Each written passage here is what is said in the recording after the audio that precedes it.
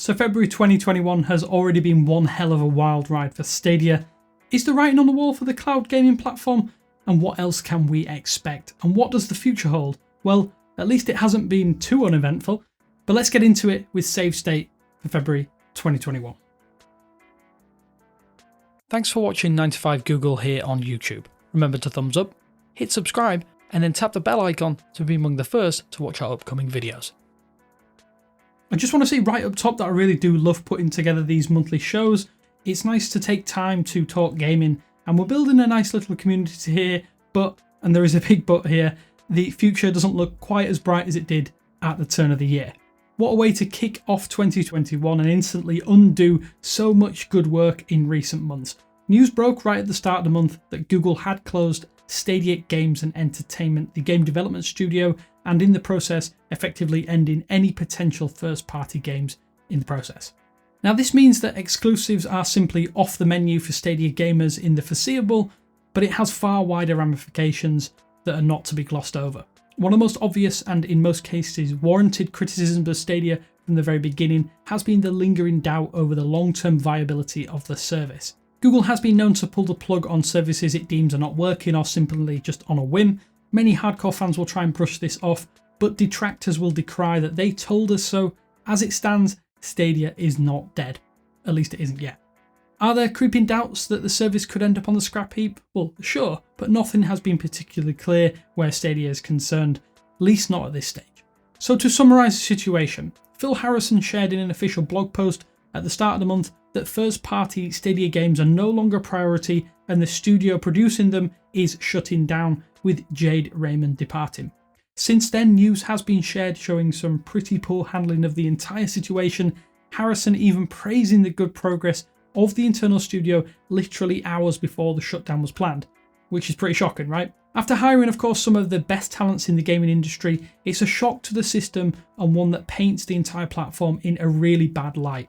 Google claims that 100 or so developers will be moved to other projects internally, but given the very unique skills needed within the games industry, it's not clear how well these transitions will work in practice. Stadia is going to be the home for third-party titles moving forward then, with only a few pre-existing exclusives being made available in the short term. This isn't great as the traditional system seller won't exist on Stadia. Harrison suggested that Microsoft's recent acquisition of Bethesda was cited as a core reason why this decision was made, that and COVID-19 on top of that. Since then, we've seen Google double down on third-party games, with more than 100 games promised as coming throughout 2021. It seems small time compared to other platforms, but not to defend the decision. Huge brand new IPs are few and far between, and if Google wanted to create the next Halo or Gears of War, it's now a tougher time than it ever has been, especially at a time when games as a service almost reign supreme on every platform. So what does the future hold? Well, at this stage it's anyone's guess. The pessimist in me says it's all going to be rolled up and shuttered within 18 months. The optimist says that Stadia is here to stay, at least in the short term. Stadia definitely works, and it does work really well. It just remains to be seen how long Google will persevere and if Stadia can act as that complementary gaming service that offers an easy route into a core game library for most people out there without the associated hardware overheads.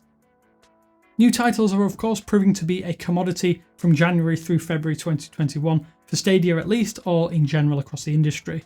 We saw a few more indie titles joining the ranks throughout the month, with bigger games expected over the next couple of months. In reality, the turn of a new year is often a lull period for gaming in general, with the odd new IP or AAA game taking advantage of a less packed release schedule. There is not a lot to choose from this month, but Little Nightmares 2 is the newest and probably the biggest of the lot, with the horror puzzle platformer likely to be a popular title with some jump scares and returning characters from the previous title. Pikuniku is also one of those absurd puzzle exploration style games that fuses gameplay elements and technical splendour into a family-friendly format. The rest of the lineup does include indie titles that won't break the bank and will have some interesting art styles for you to dive into.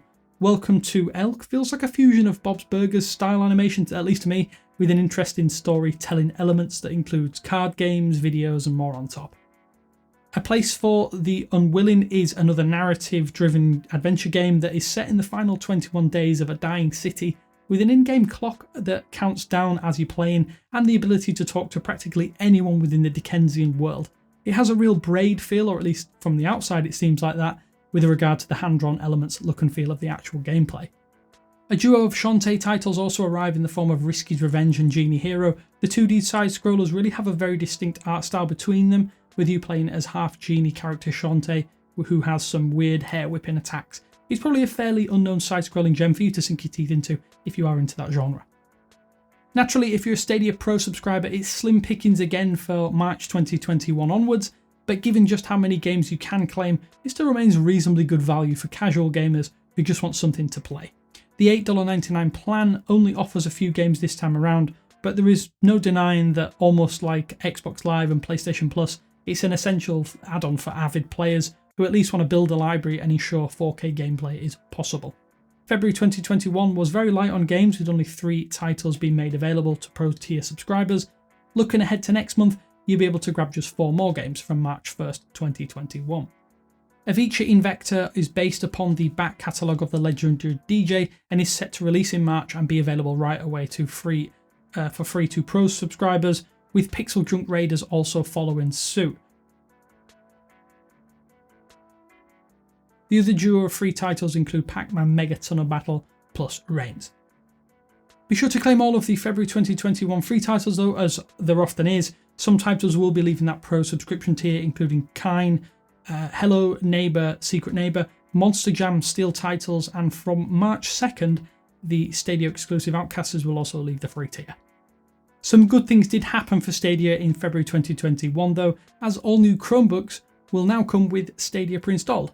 It's not really installed though in the traditional sense, rather it's just a home screen shortcut to the Stadia website in a kind of PWA format.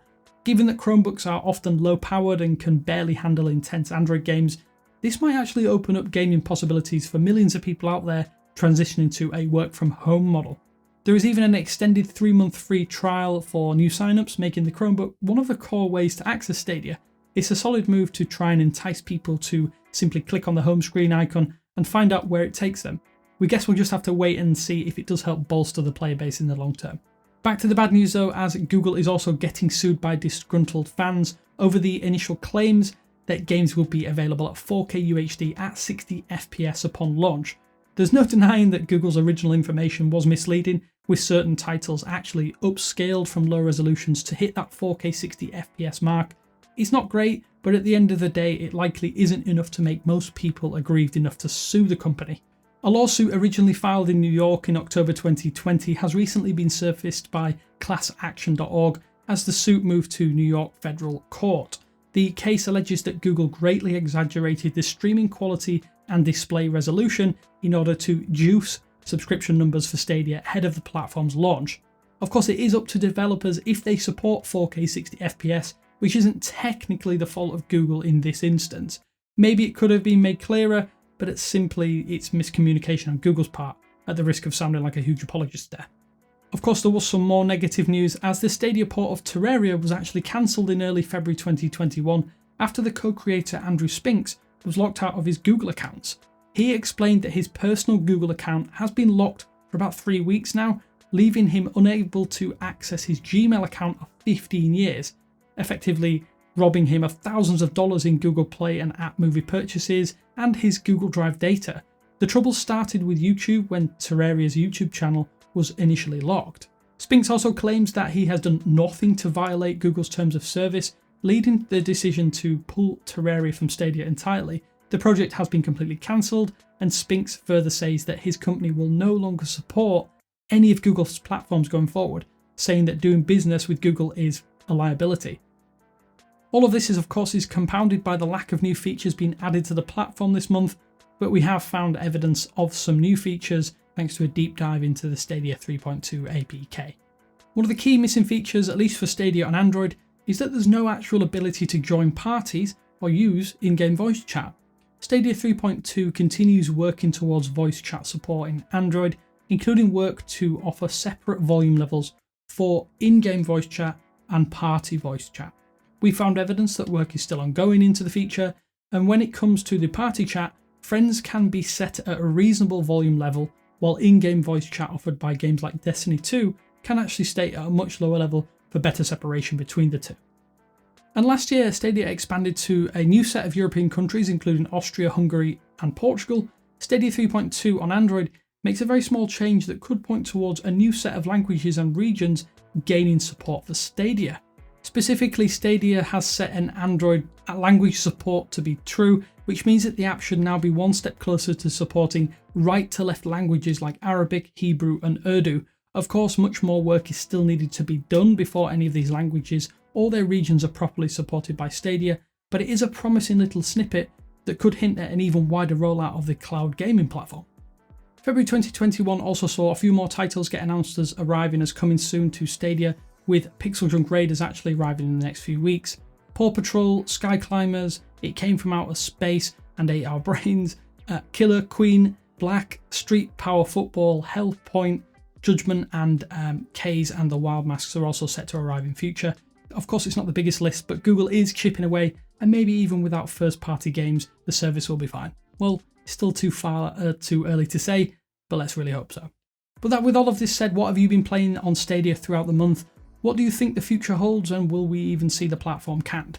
Be sure to let us know down in the comment section below, but as always, you can find my gamertag and Twitter handles down in the video description, and be sure to drop me a message and say hi sometime. Until next time, I'll speak to you later.